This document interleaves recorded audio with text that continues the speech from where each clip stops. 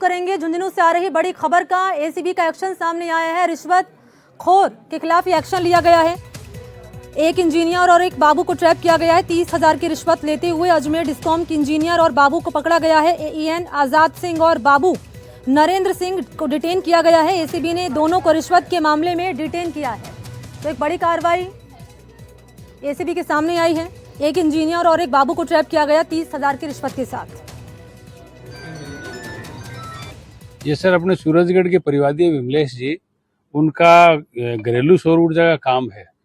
तो उन्होंने हमें परिवाद दी कि मेरे घरेलू सौर ऊर्जा का काम है, उसके अप्रूवल लेने के लिए बिजली विभाग में बाबूजी और एएन साहब 40,000 रुपये मांग रहे हैं।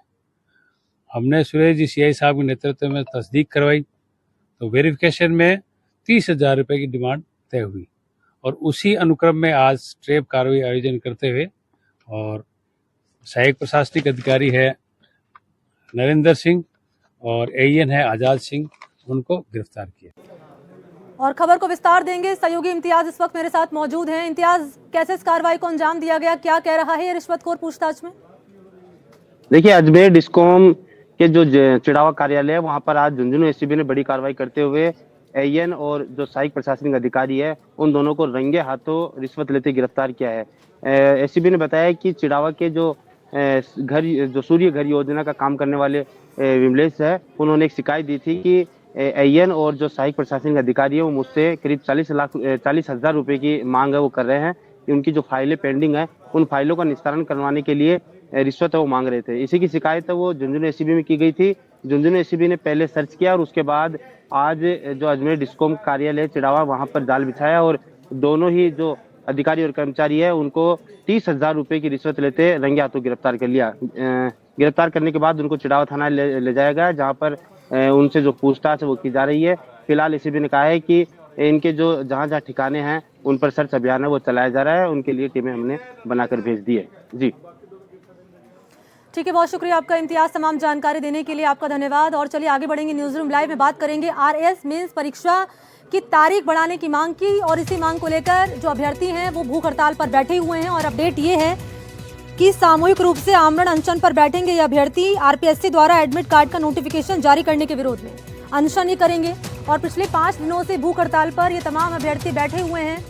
कई की तबीयत भी बिगड़ चुकी है, जिन्हें अस्पताल लाया गया, लेकिन अभी भी इनका भूख हड़ताल लगातार जारी है।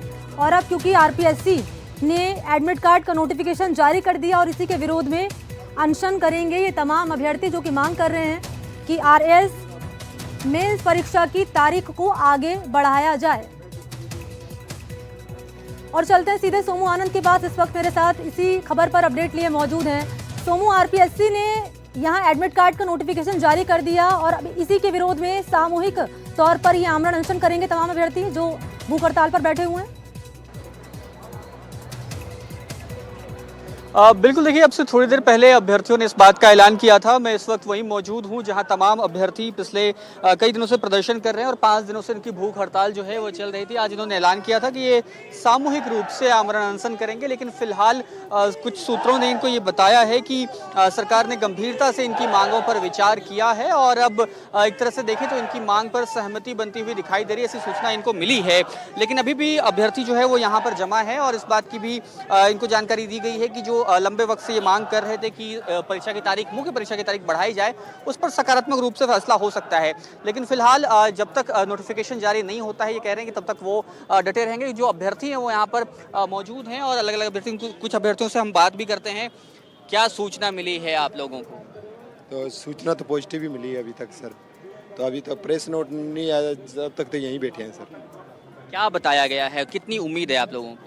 हमें सरकार से पूरी उम्मीद है, वो हमारे समर्थन में फैसला लेगी। अब से थोड़ी देर पहले आप लोगों ने इस बात का ऐलान किया कि सामूहिक रूप से आमरण अनशन पर जाएंगे, निराशा झलक रही थी, लेकिन एक बार फिर से उम्मीद की किरण दिखाई दे रही है आपको। तो सर हमारा यही इरादा था कि आमरण अनशन करेंगे, पर सरकार की तरफ से अभी पॉजिटिव रिजल्ट मिला।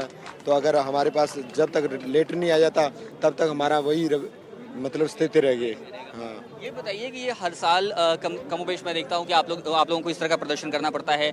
आप लोग क्या लगता है कि अब जो कि आरपीएससी को आज एक नया चेयरमैन मिला है, क्या कुछ अमूलचूल बदलाव की उम्मीद करते हैं आप लोग?